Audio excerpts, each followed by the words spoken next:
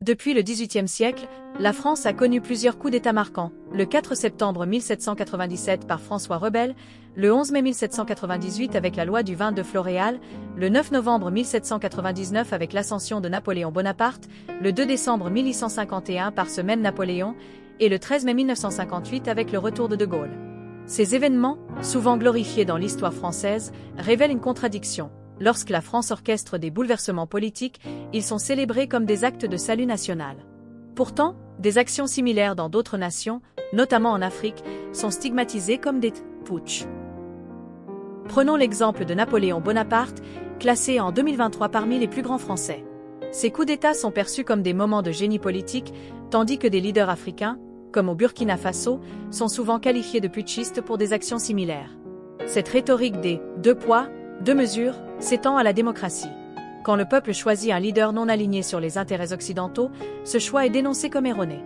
La démocratie, censée incarner la liberté, devient une imposition quand elle sert des agendas extérieurs. Cette hypocrisie met en lumière une vérité. La liberté prônée par certains n'est qu'un libertinage déguisé. Les sanctions pleuvent sur les nations qui osent défier ce système, tandis que les « sauveurs » occidentaux sont encensés.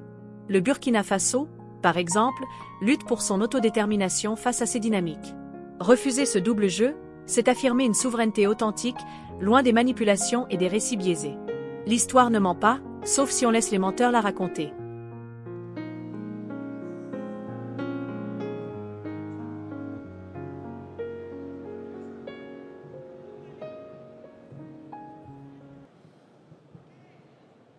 « 4 septembre 1797, coup d'État en République française par François Rebelle. 11 mai 1798, coup d'État en République française, la loi du 2 Floréal. Samedi 9 novembre 1799, coup d'État en République française, Napoléon Bonaparte accède au pouvoir. 2 décembre 1851, coup d'État constitutionnel en République française. Napoléon Bonaparte se maintient au pouvoir à quelques mois avant la fin de son mandat, pendant que la constitution de la Deuxième République l'empêchait formellement. 13 mai 1958, coup d'État en République française. Le général de Gaulle revient au pouvoir. L'histoire ne ment pas.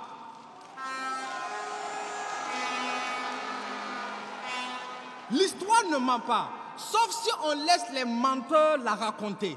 Avant même que le Burkina Faso n'accède à l'indépendance, la République française avait déjà connu 6 coups d'État.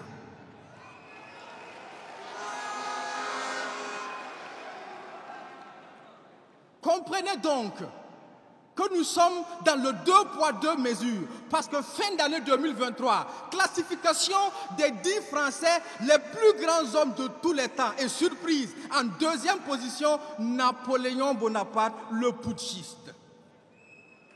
Dans le 2 poids 2 mesures, quand c'est eux, ce sont des sauveurs, et quand c'est nous, ce sont des putschistes. Quand c'est eux, ils jettent des fleurs, et quand c'est nous,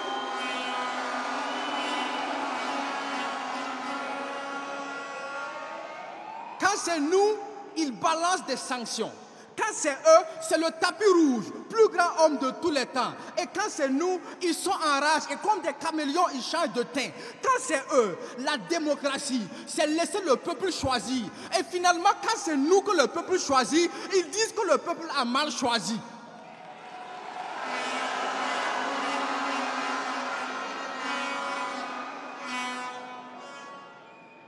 La démocratie, c'est le libre choix et la dictature, c'est quand on impose. Mais quand eux, ils nous imposent la démocratie, n'est-ce pas ça aussi la dictature?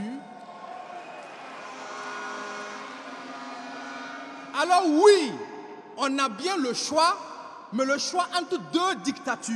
Celle que l'on dissimule dans les lois et celle qui révèle les lois dissimulées. Ne confondez pas la liberté et le fameux libertinage. Ne demandez pas à une prostituée des conseils de mariage.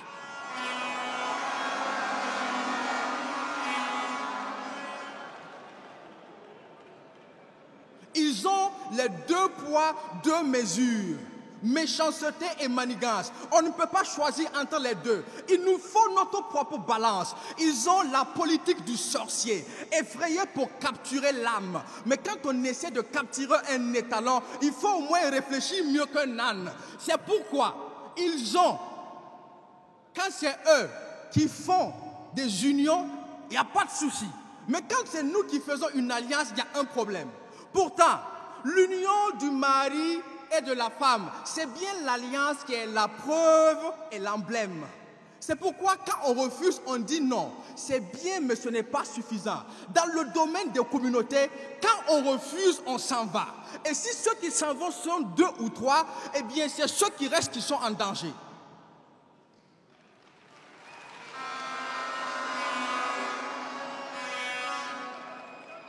Quand ils sont heureux, nous on est contents. Mais quand c'est nous, ils ne supportent pas. Pour eux, nos tirailleurs sont morts au combat. Mais quand nous sommes attaqués, ils ne dénoncent pas.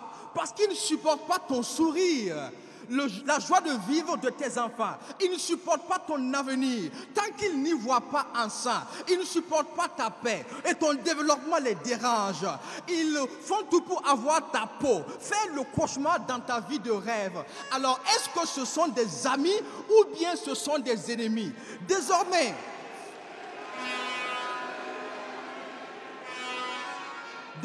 face aux ennemis, on a les mains fermes. Mais il faut aussi que vous cherchiez parmi vos ennemis ceux qui les forment.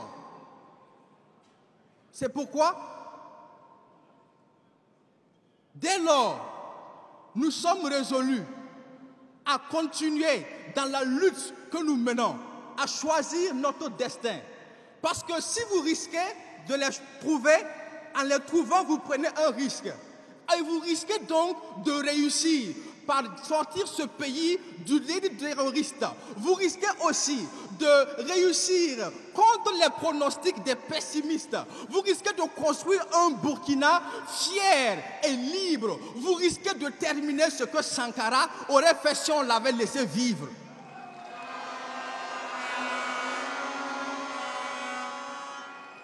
Finalement, nous sommes là pour faire un choix. Et je choisis de prendre le risque. Pour la patrie, la famille, la nation et le combat, je choisis de prendre le risque. Et ne vous y trompez pas, nous sommes un peuple libre. Mais ne confondez pas liberté et le fameux libertinage. Ne demandez pas à une prostituée des conseils de mariage. Nous sommes l'alliance, la preuve et l'emblème de ce que eux, ils appellent union. Merci.